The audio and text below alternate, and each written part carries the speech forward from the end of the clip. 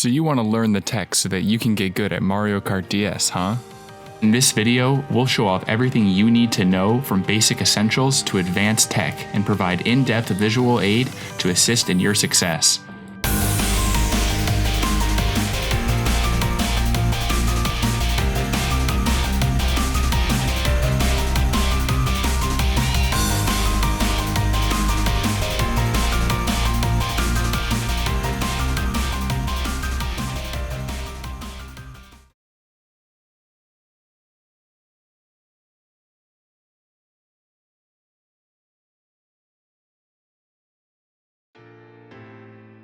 The key to going fast is to start fast, and the best way to start fast is the rocket boost.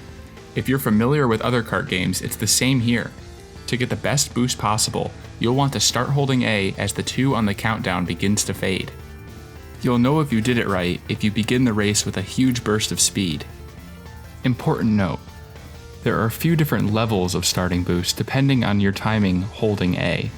The best boost, aka the one you want to get, is the longest of these boosts, lasting over 1.5 seconds, and it's essential for more advanced tech. However, this one is the hardest to hit since it requires really good timing. There are 3 other boosts you can get if you held A little later, but these don't last as long. If you find yourself in a plume of smoke, it means you pressed A too early, and if you didn't get a boost at all, then you started too late. To practice, you can go to Figure 8 Circuit or Mario Circuit 1 in time trials and master this essential boost. Okay, so you figured out how to get the starting boost and you're going forward on the track. But now there's a turn and you gotta make a decision. You could just steer your kart through the turn, but you're gonna lose a lot of speed. So instead, it's time to drift. To start a drift, you need to be holding A, and you need to press and hold R and hold either left or right on the D-pad. If you did this correct, you should be sliding on the track and you should see some smoke coming out of your tires. Now you're in a drift, and it's time to perform a mini turbo, or an MT for short. MTs are essential to taking turns fast and boosting yourself during a race. Alright, still in a drift? Good. So what you need to do is slowly rock your thumb back and forth across the D-pad. Left, right, left, right. As you do this, you will begin to see sparks coming from your tires. First blue sparks, and then orange. Make sure to charge your mini turbo slowly when you're starting out. Don't try to immediately copy the fast MTs you might see in videos, since spamming the D-pad won't charge your MT. Once you see orange sparks, your mini turbo is completely charged and it's time to release R. If you did everything right, you'll get a small boost to your speed. To practice this technique, you can start out in Figure 8 Circuit or Mario Circuit 1 and use their big turns to get the spacing and timing of the mini turbo mastered. Some things to note. Remember to consider where you're going to be when you finish your mini turbo so that you don't go boosting into the off-road or into a wall. As you get better at charging mini turbos and getting boosts, challenge yourself to charge them quicker and incorporate them more as you go around each turn of the track. Now you've mastered the mini turbo and you're doing them all around the track. It's time to learn how to snake. Snaking is the backbone of MKDS, and you can utilize it on every track to reach even higher speeds and get faster times. In essence, snaking is simply doing MTs in alternate directions to maximize the time spent boosting from a completed mini turbo. Alright, let's do a little bit of practice. So enter time trials and pick the Egg 1 and head to Figure 8 Circuit. This track has a wide open straight in the middle, making it the perfect place to learn and perfect snaking. Start by doing a mini turbo in one direction, and then releasing and immediately starting another MT in the opposite direction. Remember, don't rock the D-pad too fast or you won't charge your boost. Continue this rhythm until you reach the end of the straight. Keep practicing this and slowly increase your speed to maximize the time spent boosting. Once you're comfortable snaking on the straight, you're ready to transition into the next big turn. But the turn isn't a straight, so how are you going to snake? Well, not only can you mini turbo repeatedly in opposite directions, but you can also do multiple MTs facing the same way, all in a row, for each of the big turns. It may be tricky at first, so don't be afraid to take the turns wide and take your time with each mini turbo. As you get better, you will be able to do more MTs on each of these turns and take them tighter, which will lead to faster times and better lines.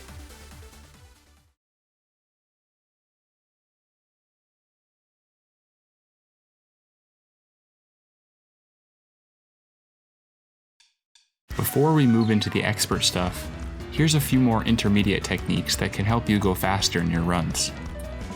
You will notice that sometimes while snaking, a turn seems too wide or too tight to properly snake through it. In this case, rather than steering, you want to hit R so that your character readjusts. Then you can start your drift. This technique is called a double hop and is very useful on a lot of tracks to readjust your line on wide turns and on tight turns. The next technique is an extension of double hopping called mono MTs.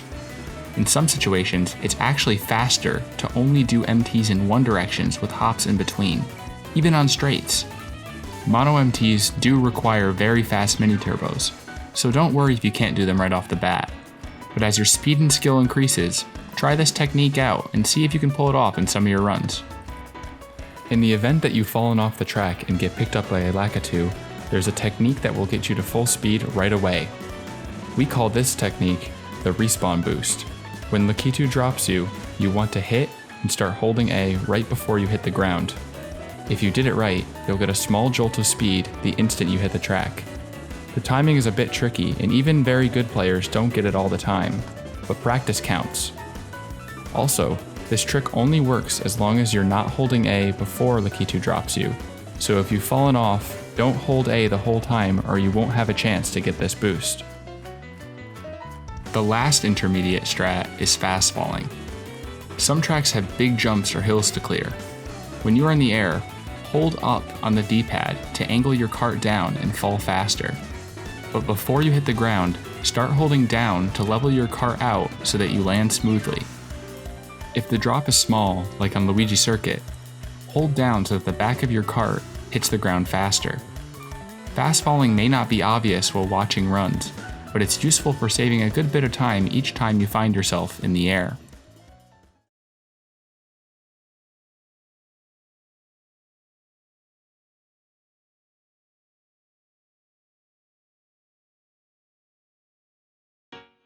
Attention karters! Before proceeding to advanced tech, you must learn the great kart meta of Mario Kart DS. Not every kart is created equal. Every kart in the game has a mini turbo stat that determines how long of a boost each kart gets from a successful mini turbo. Boost timings range from less than 1/3 of a second all the way up to 1.2 seconds. The best karts in the game belong to Luigi, Yoshi, Drybones, and Rob since they have the best mini turbo stats. Specifically, you'll want to use Yoshi's Egg 1, Drybones' Dry Bomber, and Rob's BLS for the best results. Each character also has a standard cart, which trades off slightly worse stats for an extra mushroom in time trials. Yes, that's what the item stat means, by the way. You don't actually get better items with a cucumber or anything. If you ever don't know what cart to use for a particular track, don't be afraid to ask the Discord. Someone is sure to help you out.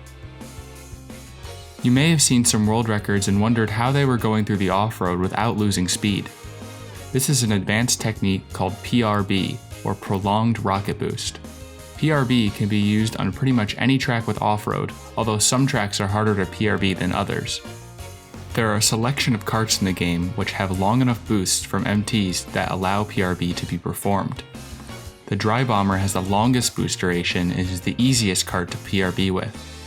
However, it has a low top speed when compared to the Rob BLS, which has a high top speed but a stricter boost time to maintain PRB. The relationship between top speed and boost duration is important to keep in mind. Let's try it out.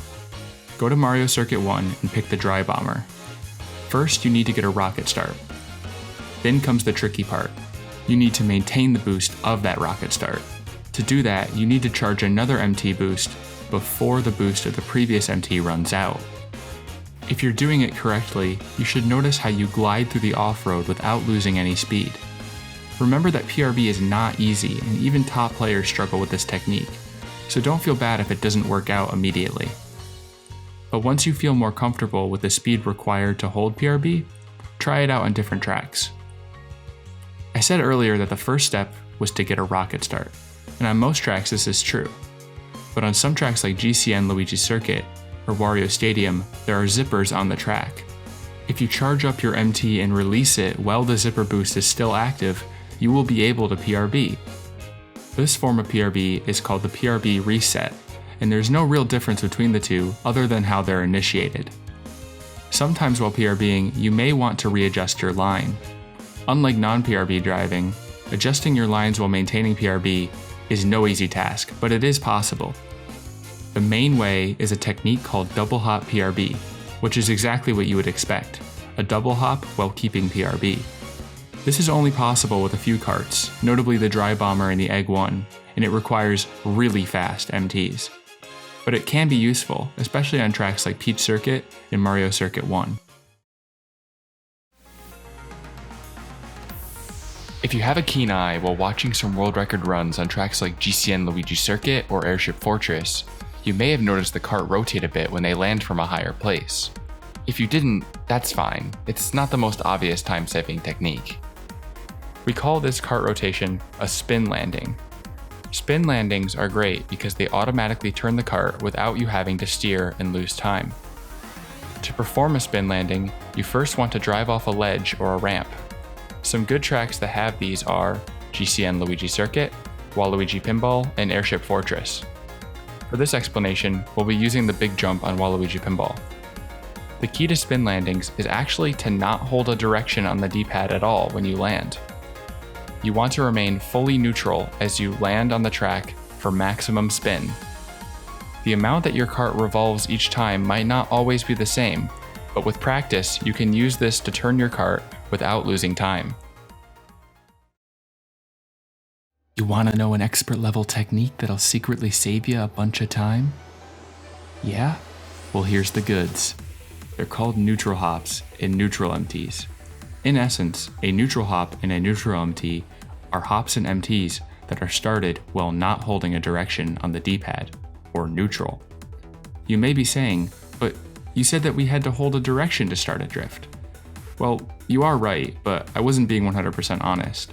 The truth is, you don't have to be holding a direction while you press R. You can actually start holding it after you become airborne from the hop. Alright, but why are these important and how do they save time? To answer that, we need to talk about parallel universes. Nah, just kidding, we just need to talk about turn loss and conserving your speed. While I'm not qualified to give a full university lecture on the subject and its importance, I can sum it up in a few brief sentences.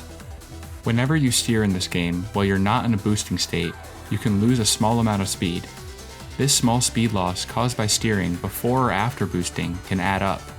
When you do a double hop or are hopping into a drift and you are holding a direction before you hop, the speed you are going while airborne from that hop will be lower, since your horizontal speed while airborne is constant and based on the speed that you have while starting the hop. It is essential to minimize extraneous steering. Neutral hops and neutral drifts can also help you take certain turns tighter and allow for certain lines and MTs to be taken that would otherwise be impossible if the player had been holding a direction into the hop. These techniques will allow your play to be more streamlined, controlled, and tight, giving you sick times and slick lines. Okay, but how do I do them? Well, doing these techniques will require you to adjust your timing a slight bit, and they're quite advanced. Once again, I recommend a trip to Figure 8 Circuit for practice, since its gradual first turn is perfect for neutral drifts and neutral hops. Challenge yourself to let go of the D-pad and slightly delay holding a direction between some of the later drifts on the turn and the transition before the straight. If you notice that you are not getting a drift after hitting R, try holding the direction slightly earlier to make sure that your drift still registers. You may not get it at first, but as you practice the slight timing difference between when you press R and when you hold a direction, your understanding and execution will improve.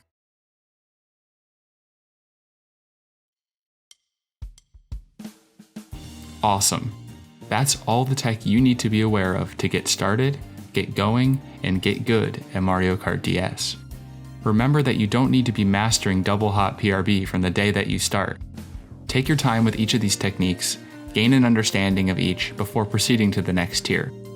If you ever feel stuck, feel free to come back to this video for reference or ask someone in the community. We're always happy to help new players succeed. Also, look out for more videos on track-specific tech that we'll be releasing in the future that will give more detailed looks into the best lines and strategies to use on each of the 32 tracks in the game. Lastly, check out our companion video about joining the players page in the Mario Kart DS community. Thank you so much for watching, and please consider liking the video and sharing it with fellow karters. Have a fantastic day.